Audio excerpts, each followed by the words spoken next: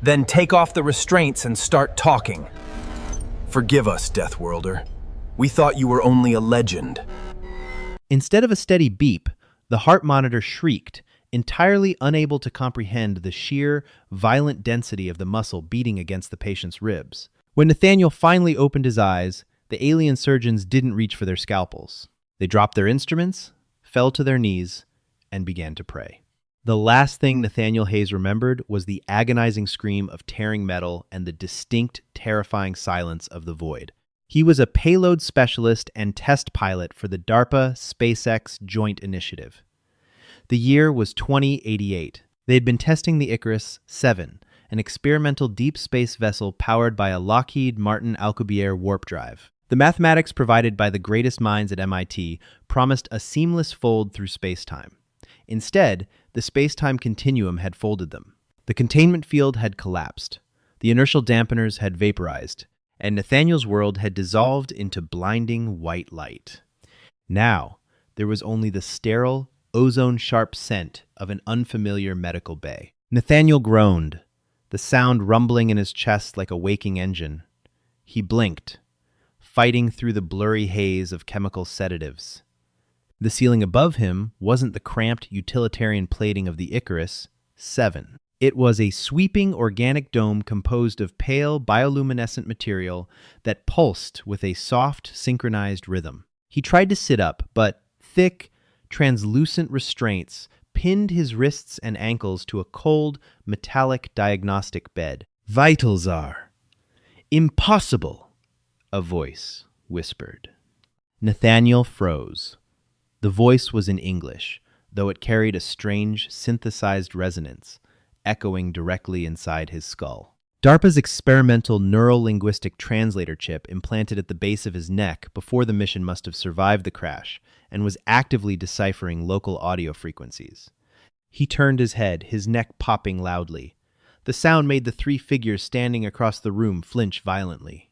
They were tall, nearly 7 feet, with spindly, fragile limbs and pale, translucent skin that revealed the faint blue glow of their circulatory systems. They wore draped, silver surgical garments. To Nathaniel's neural translator, struggling to map their alien designations to the nearest human cultural equivalents, they registered with westernized names: Chief Healer Bastion, Surgeon Garrick, and Medical Assistant Sylvia. "Did you hear that?" Garrick asked, his large, pupilless black eyes wide with terror. The structural friction of its endoskeleton. It sounded like fracturing bedrock. "Keep your voices down," Bastion hissed, his long, delicate fingers hovering over a holographic medical console. "Look at the scans. I thought the imaging matrix was malfunctioning." "It isn't." That's not possible," Sylvia stammered, stepping back. "Look at the core temperature. 37 degrees Celsius. It should be boiling from the inside out. Our standard incubators operate at barely 15 degrees. It is radiating heat like a dying star." Nathaniel pulled against the restraints. The thick bands creaked. He wasn't trying to break them, just testing his mobility, but the sheer force of his casual movement sent a cascade of red warning runes scrolling across Bastion's display. "It's awake!" Garrick shouted, dropping a sleek, silver diagnostic tool. It clattered against the floor. "Calm down," Nathaniel rasped. His throat was dry. "I'm not going to hurt you. Where am I? Where is the Icarus?" The three aliens froze. They stared at him in absolute, unadulterated shock. It speaks," Bastion breathed. "The neural spikes aren't just primal aggression algorithms. It possesses sapience." "Of course I possess sapience, you idiot," Nathaniel coughed, trying to clear his throat. "I'm Nathaniel Hayes, United States Space Force. Where is my ship?" Bastion slowly stepped forward, his body trembling. He looked at the holographic overlay detailing Nathaniel's biology, then looked down at the human. "You breathe the corrosive gas," Bastion whispered, his voice laced with awe. "Oxygen, a volatile accelerant. And your lifeblood, it is iron-based. You carry the metal of planetary cores in your veins." "I'm from Earth," Nathaniel said, his patience wearing thin. "We all have iron in our blood. It's called hemoglobin. Now, are you going to take these straps off me?" At the mention of the word Earth, Sylvia let out a soft, terrified keen. Garrick's knees buckled. Bastian stared at Nathaniel for a long, agonizing moment before slowly, deliberately lowering himself to the floor. He bowed his head, crossing his forearms over his chest. Garrick and Sylvia immediately followed suit, pressing their foreheads against the cold, sterile floor of the medical bay. "What are you doing?" Nathaniel asked, thoroughly bewildered. "We beg your mercy, Deathless One," Bastian chanted, his synthesized voice trembling with religious fervor. "We did not know the scavengers had brought us a god of the crucible. Please, do not unleash your toxic breath upon us." Nathaniel laid his head back against the bed, staring at the bioluminescent ceiling. "Mayo Clinic said my cholesterol was a bit high," he muttered to himself. "But this is definitely a new one." It took Nathaniel 20 minutes of careful, measured conversation to convince the alien medical staff to stand up, and another 10 to convince them to release the restraints. When Bastian finally pressed the release rune, he did so from maximum arm's length, flinching as if Nathaniel were a primed explosive. Nathaniel sat up, swinging his legs over the edge of the bed. He felt heavy, but not unbearably so. The gravity in the room felt light, perhaps 0.6 Gs, similar to the simulation chambers back at Lockheed Martin. "So," Nathaniel said, rolling his shoulders, "let me get this straight. You found my ship drifting in a debris field in the outer rim." "The dead zones," Bastian corrected softly, "keeping a solid 10 feet of distance. A region of space strictly quarantined by the Galactic Coalition. No ship has successfully navigated the Sol sector in 10,000 cycles." 10,000! Nathaniel rubbed his temples. "What year is it?" Bastian exchanged a confused look with Garrick. "It is the era of the Third Accord, by your planetary rotations, if our historical archives are accurate. It has been nearly 5 centuries since the Sol quarantine." Nathaniel's blood ran cold. 500 years. The Alcubierre drive hadn't just folded space. The catastrophic failure had dilated time. Everyone he knew, his commander, Jackson, his engineers, the entire world he had left behind, was gone. "Why is my sector quarantined?" Nathaniel asked, his voice low, dangerously quiet. Sylvia, the medical assistant, spoke up, her voice trembling. "Because of your world. Earth is a class. 1, 2, Deathworld. It is a myth, a nightmare used to frighten our spawn. A world of tectonic violence, extreme radiation, and volatile weather. No sentient life was supposed to evolve there." Bastian pulled up a hologram. It displayed a crude, heavily redacted rendering of the Milky Way, with a massive red warning sphere enveloping the solar system. "The archives speak of the precursors," Bastian explained. "The iron-blooded, beings built to withstand impossible gravity, who required daily consumption of other living organisms just to fuel their hyperactive metabolisms. Beings who utilize controlled combustion fire for primitive entertainment." Bastian pointed to the medical scans still hovering over Nathaniel's bed. "When you were brought in, we scanned your physiology. We thought the machines were broken. Your skeletal structure is composed of calcium phosphate. It is so dense it would shatter our surgical lasers. Your muscle fibers are wound so tightly they could snap our limbs with a casual twitch. And your digestive tract," Bastian shuddered. "You harbor an internal reservoir of hydrochloric acid, a pH level of 1.5. You literally contain industrial-grade corrosive solvents inside your body, and your own stomach does not dissolve." Nathaniel looked down at his own hands. To him, they were just hands. But to these beings, whose bodies were evolved in low-gravity, peaceful, sterile environments, he was a walking, breathing apex predator constructed of impenetrable armor and toxic chemicals. "I have a mild scrape on my arm from the crash," Nathaniel noted, pointing to a small, dried laceration on his bicep. "Why didn't you heal it?" "We dared not touch it," Garrick admitted, his voice full of shame. "When the scavengers brought you, you were leaking the red fluid. It oxidized instantly upon touching our atmosphere, turning into a hardened biological sealant. You heal yourself. Your body weaponizes its own leaks." "It's called a scab, Garrick," Nathaniel sighed. Before the conversation could continue, the bioluminescent lights in the ceiling abruptly flickered, shifting from a calming blue to a violent, strobing amber. A piercing, atonal siren began to wail through the corridors of the alien hospital. Bastian's pale face managed to drain of even more color. No, not now. By the light, not now. "What is that?" Nathaniel asked, his instincts from a decade in the military instantly taking over. His posture shifted. The slouch vanished, replaced by the rigid, hyper-alert stance of a combat pilot. "The facility's under attack," Sylvia cried, backing into a corner. "It's the Syndicate, Lord Victor's privateers.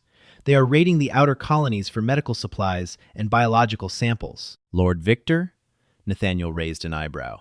The translator was definitely working overtime to make these names digestible. "They are ruthless," Bastian said, his fingers flying across the console to lock the medical bay doors. "They use kinetic accelerators, projectile weapons. They will breach the hospital, slaughter the staff, and take everything of value." Bastian looked at Nathaniel, pure dread in his eyes. "They tracked the scavenger ship that brought you here. They know we have an anomaly. They want you." Nathaniel stepped off the bed. The metal floor buckled slightly under his weight. He looked around the room, assessing his environment. To these aliens, he was a god. But Nathaniel knew better. He was just a man. But as he heard the distant, muffled sounds of explosions echoing through the station and the terrified screams of the fragile beings outside, Nathaniel felt something he hadn't felt since his days deployed in hostile territory. "Bastian," Nathaniel said, his voice dropping an octave. "Do you have any weapons in here?" "We are healers," Bastian gasped. "We do not possess implements of harm." Nathaniel nodded slowly. He walked over to a heavy, metallic diagnostic pillar standing near the bed. It was anchored to the floor and stood about 4 feet tall, thick and dense. He gripped the top of it. "Stand back," Nathaniel ordered. With a sharp exhale, Nathaniel pulled. The metal shrieked, the floor tiles cracked, and with a violent snap, the heavy pillar tore free from its moorings in a shower of sparks. It weighed easily 200 pounds, but in the 0.6 G environment, Nathaniel hefted it like a baseball bat. The 3 aliens stared at him, paralyzed by a mixture of horror and profound religious awe. "They want a Deathworlder?" Nathaniel muttered, spinning the heavy metal pillar in his hands to test the balance. "Let's give them a proper introduction." The heavy, reinforced doors of the medical bay shuddered as a concussive blast rocked the corridor outside. Dust and debris rained down from the bioluminescent ceiling. "They are at the primary barricade!" Garrick panicked, hiding behind a sterile monitoring console alongside Sylvia. "The kinetic barriers won't hold!" Bastian stood frozen, his eyes darting between the holographic security feeds and Nathaniel. The feeds showed a squad of Syndicate mercenaries, hulking armored figures compared to the delicate doctors, though still noticeably shorter and less broad than the human. They were clad in jagged, dark alloy armor, wielding long rifles that spat superheated plasma and kinetic slugs. They were tearing through the hospital's security drones with brutal efficiency. "Doctor," Nathaniel said sharply, snapping Bastian out of his trance, "what's the structural integrity of those doors?" "They are composed of reinforced polytitanium," Bastian stammered. "They can withstand small arms fire, but Victor's men have breaching charges. They will melt through in seconds." "Good," Nathaniel said. He stepped to the side of the doorway, pressing his back flat against the wall, out of the immediate line of sight from the entrance. He hoisted the torn diagnostic pillar onto his shoulder. "When they breach, stay down. Do not move." As he stood there waiting, the human body did what it was evolved to do in moments of life-or-death crisis. Nathaniel's sympathetic nervous system engaged. His breathing deepened, pulling in massive amounts of oxygen. His pupils dilated to let in more light. And, from his adrenal glands, a massive, concentrated dose of epinephrine dumped directly into his bloodstream. Across the room, the medical console that was still wirelessly monitoring Nathaniel's vitals suddenly began to scream. Red klaxons flashed on the holographic interface. "By the light!" Bastian gasped, staring at the screen. "His chemistry! What is happening to him?" "What is it?" Sylvia cried. "His endocrine system is flooding with a highly toxic, volatile chemical compound." Bastian read the data, his voice laced with absolute terror. It's a lethal injection of combat stimulants, but it's originating from inside his own organs. His heart rate has doubled. His pain receptors are shutting down. He is inducing a biological overdrive state. To the alien doctors, who evolved to avoid conflict at all costs, the very concept of adrenaline was alien. To them, Nathaniel wasn't just preparing to fight. His body was turning itself into a biological nuclear reactor, overriding its own safety limits to maximize lethality. Boom! The polytitanium doors glowed white-hot in the center, then blew inward with a deafening roar. Smoke and molten slag poured into the medical bay. Through the smoke stepped 3 syndicate mercenaries. Their leader, a scarred reptilian-looking brute whose translator tag registered as Victor, stepped into the room, leveling his kinetic rifle at Bastion. "Secure the anomaly," Victor barked, his voice a harsh, guttural scrape. "Kill the medics." He didn't even get to pull the trigger. Nathaniel moved. To the human, he was just stepping out from cover, executing a textbook, close-quarters ambush. But to the aliens, both the doctors and the mercenaries whose nervous systems operated on much slower electrical impulses, Nathaniel didn't step. He blurred. Before Victor could even register the movement in his peripheral vision, Nathaniel swung the 200-pound metal pillar like a golf club.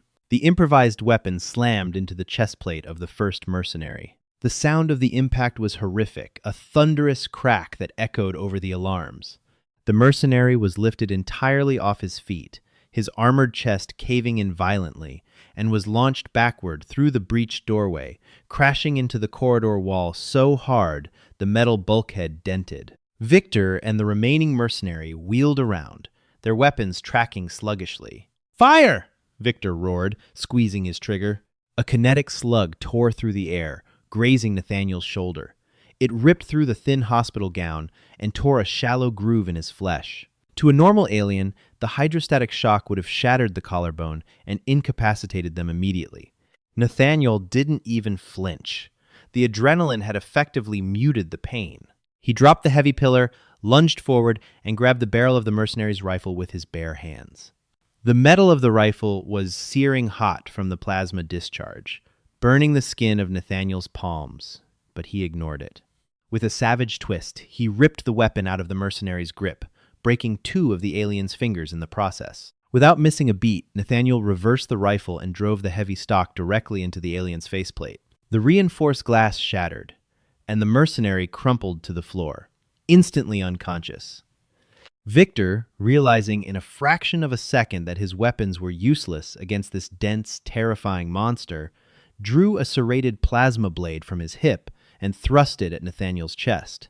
Nathaniel batted the blade aside with his forearm. The plasma scorched his skin, leaving a blistering burn, but the human's dense musculature and bone structure stopped the blade from penetrating deep enough to hit anything vital. Victor's eyes widened in sheer panic. "What are you?" "I'm from Earth," Nathaniel growled.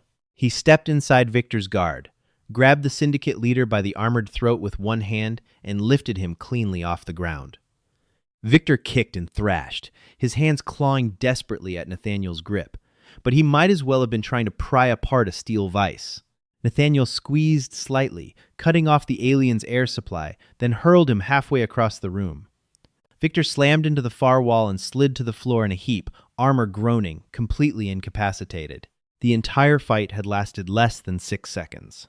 Silence descended on the medical bay, save for the crackle of the ruined doorway and the erratic beeping of the life support monitors. Nathaniel stood amidst the wreckage. His chest heaved as he breathed heavily. Blood-bright, red, iron-rich human blood dripped from the graze on his shoulder and the burns on his hands, pooling on the sterile white floor.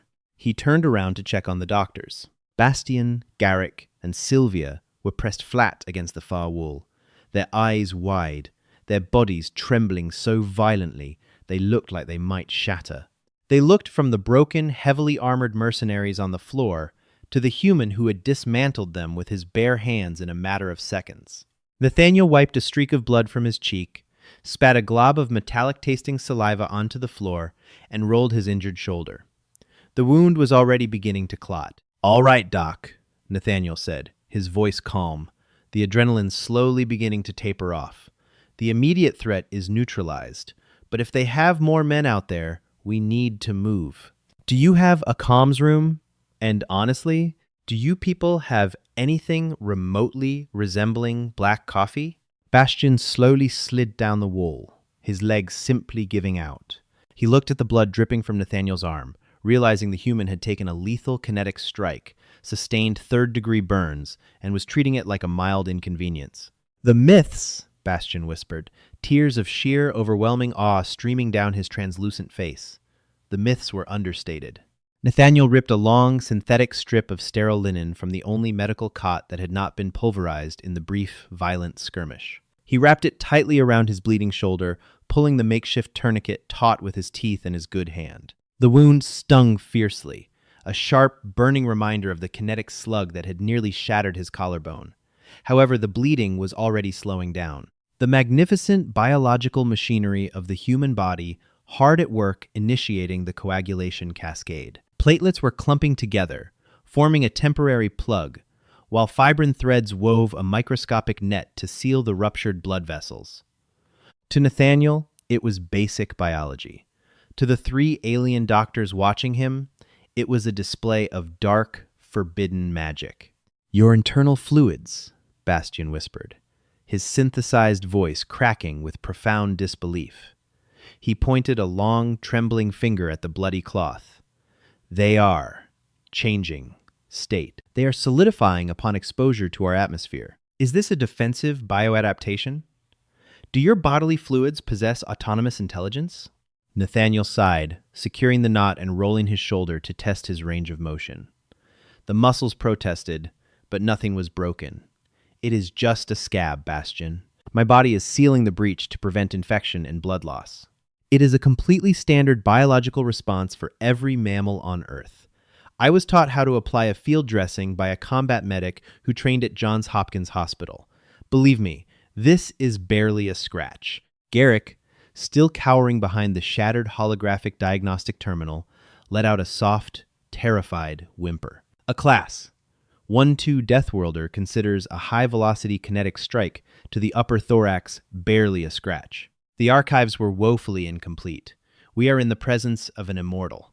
"I am not immortal," Nathaniel grumbled, picking up a discarded Syndicate plasma rifle from the floor.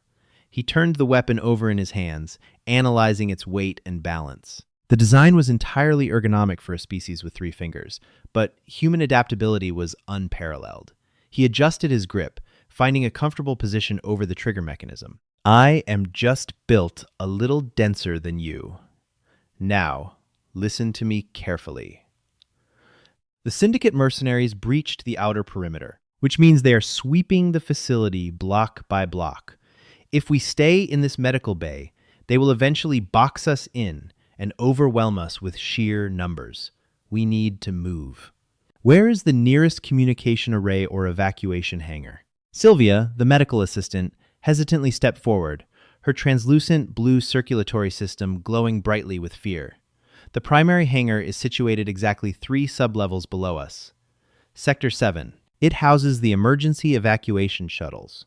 But the corridors are highly exposed, and the Syndicate will have undoubtedly established a defensive perimeter around the extraction zones. "Then we will go through them," Nathaniel stated matter-of-factly, checking the thermal magazine of the stolen rifle. It hummed with a low, vibrating energy. "Stay directly behind me. Keep your heads down. If the shooting starts, find cover and do not move until I tell you it is clear." The group moved out into the ruined hospital corridor. The ambient lighting had completely failed, replaced by the harsh, strobing, emergency amber lights that cast long, distorted shadows across the blasted polytitanium walls. Smoke hung heavy in the air, smelling of ionized ozone and melted circuitry. Nathaniel took point, moving with the fluid, deliberate grace of a seasoned United States Armed Forces operative. His senses were dialed to their absolute maximum, the lingering traces of adrenaline keeping his mind sharp and his reaction times razor-thin. They walked for what felt like an eternity to the aliens, but was merely 10 minutes of standard patrol movement for the human. Soon, Nathaniel noticed the heavy, labored breathing behind him. He paused at an intersection and looked back. Bastian, Garrick, and Sylvia were panting heavily, their delicate chests heaving as they leaned against the corridor walls for support. Their translucent skin had taken on a sickly, pale grayish hue. "What is wrong?" Nathaniel asked, his brow furrowing in confusion. "Are you injured? Did you inhale toxic fumes from the breach?" "We are." "Experiencing systemic fatigue," Bastian gasped, clutching his chest. "Our cardiovascular systems are not designed for prolonged locomotive exertion under high-stress conditions. The lactic acid buildup in our primary locomotor muscles is causing severe microscopic tearing. We require a cycle of rest." Nathaniel stared at them. They had walked exactly 400 yards. "You are exhausted from walking down a hallway?" Nathaniel asked, trying to keep the incredulity out of his voice. "We are scholars and healers," Garrick wheezed defensively. "Our species eliminated the need for physical exertion millennia ago. We utilize anti-gravity transport for anything beyond short, localized movement. To traverse this distance on foot, while experiencing severe emotional terror, is pushing our biological limits to the absolute brink." Nathaniel pinched the bridge of his nose. He remembered his survival training in the Nevada desert, marching 20 miles a day with an 80-pound rucksack strapped to his back under a blistering sun. Humans were persistence hunters. Millions of years ago, humanity's ancestors did not possess sharp claws or venom. They simply picked a target and jogged after it until the prey collapsed from sheer cardiovascular exhaustion. The evolutionary trait that allowed humans to sweat and regulate their body temperature made them the undisputed champions of stamina. Here, in the wider galaxy, that basic evolutionary baseline made him an unstoppable, tireless juggernaut. "Okay," Nathaniel said softly, realizing he had to adjust his tactical expectations. "Catch your breath, but do it quietly." Suddenly, Nathaniel felt it. A strange, prickling sensation at the back of his neck, accompanied by a rapid drop in the ambient temperature of the corridor. A thin layer of moisture gathered on his forehead. "Deathless one," Sylvia whispered, her eyes widening in horror as she looked at his face. "You are leaking water from your facial pores. Are you suffering a critical biological failure? Is your cooling system rupturing?" "It is called sweating, Sylvia," Nathaniel muttered, wiping his brow. "My body is naturally venting excess heat to maintain optimal internal temperature. It means my metabolism is running hot. Be quiet."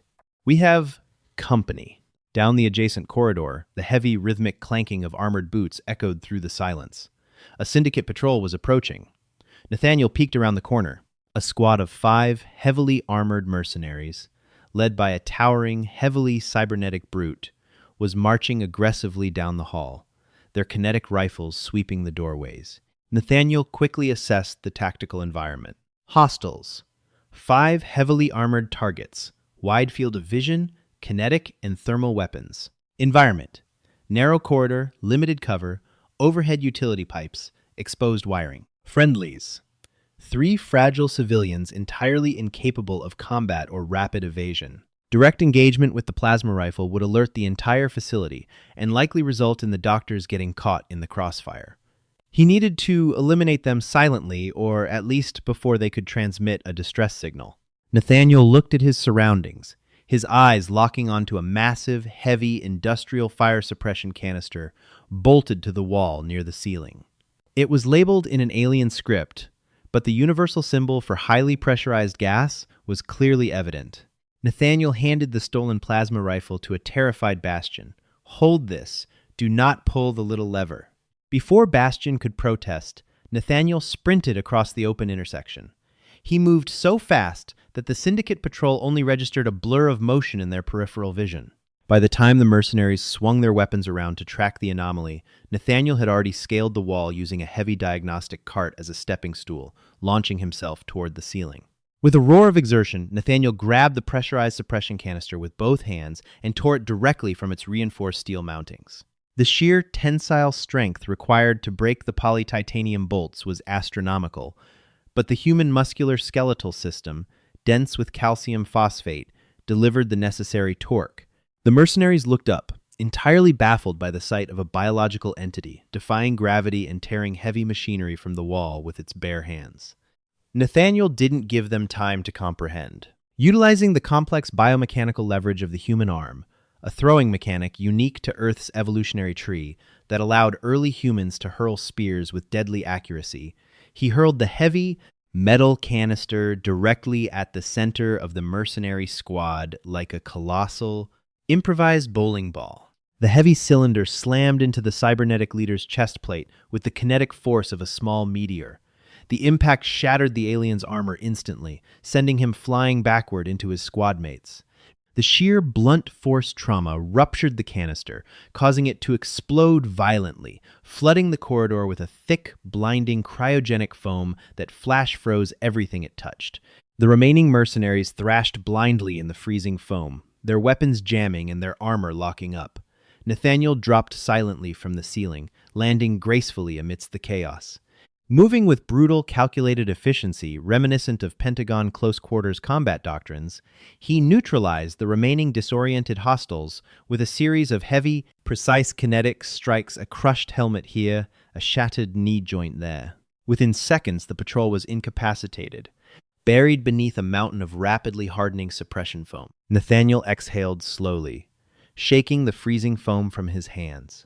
He signaled for the doctors to advance. Bastian, Garrick, and Sylvia tiptoed past the frozen, groaning mercenaries, their expressions a mixture of absolute awe and deeply ingrained terror. "You utilize the environment as a weapon," Bastian observed, his voice hushed. "You calculate kinetic trajectories and blunt force mathematics in mere fractions of a second. Your species did not just survive your Deathworld. You conquered it through violence." "We call it improvisation, Doc," Nathaniel replied, retrieving his stolen rifle.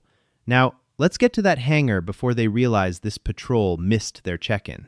The primary emergency hangar in Sector 7 was a cavernous, domed chamber that smelled strongly of aviation fuel and ionized exhaust. The moment Nathaniel breached the heavy security doors, he immediately recognized that they had walked directly into a massive logistical operation. The Syndicate had not merely raided the hospital.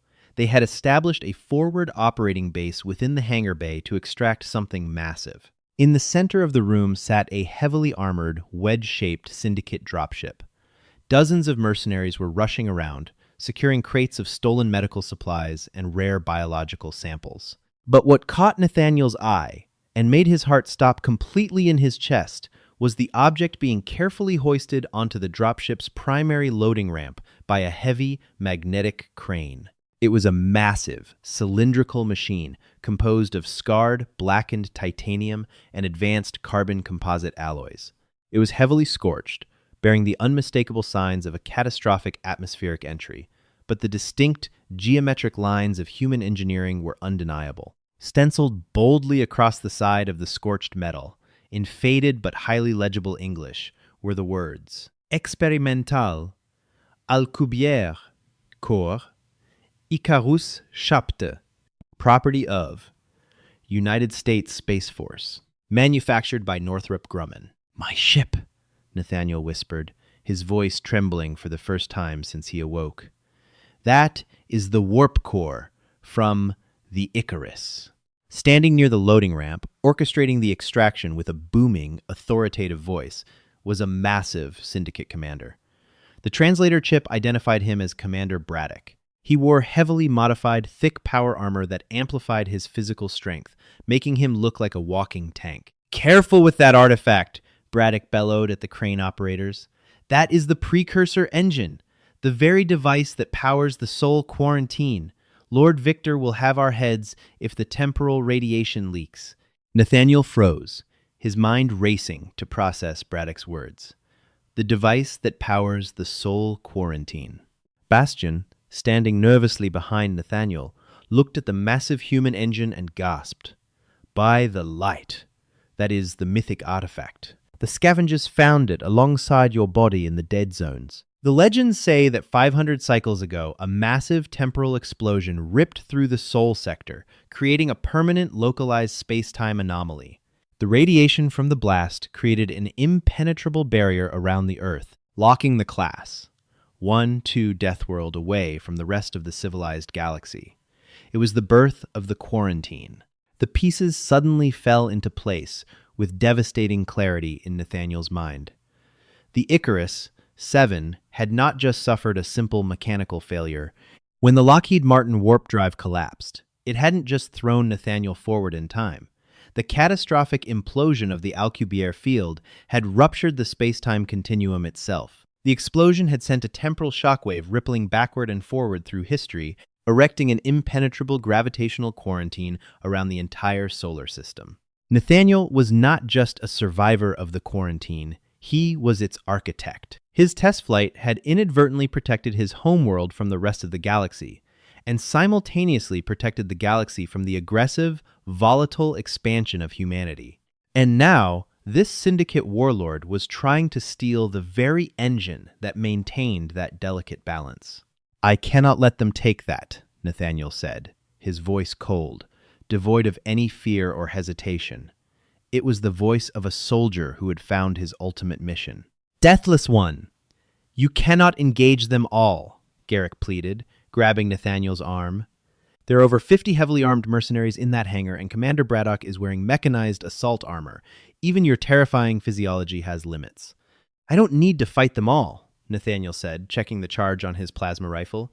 "I just need to negotiate." Before the doctors could stop him, Nathaniel stepped out of the shadows and walked directly into the open expanse of the hangar bay. He didn't run. He didn't seek cover.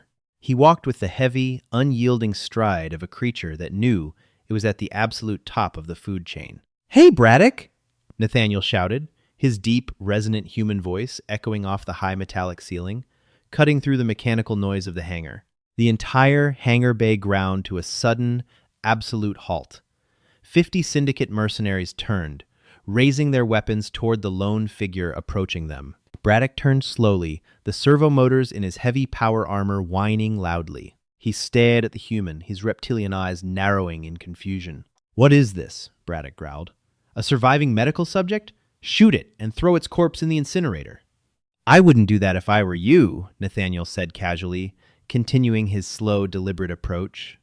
He stopped about 30 yards from the dropship, standing completely exposed. "Because if you shoot me, my grip slips. And if my grip slips, I pull this trigger." Nathaniel raised the plasma rifle, but he didn't aim it at Braddock, nor did he aim it at the surrounding mercenaries. He aimed it directly at the heavily scorched, highly volatile casing of the Northrop Grumman warp core hanging suspended from the magnetic crane. Braddock's eyes widened in sheer, unadulterated panic. "Halt! Hold your fire! Everyone stand down!" he screamed at his men.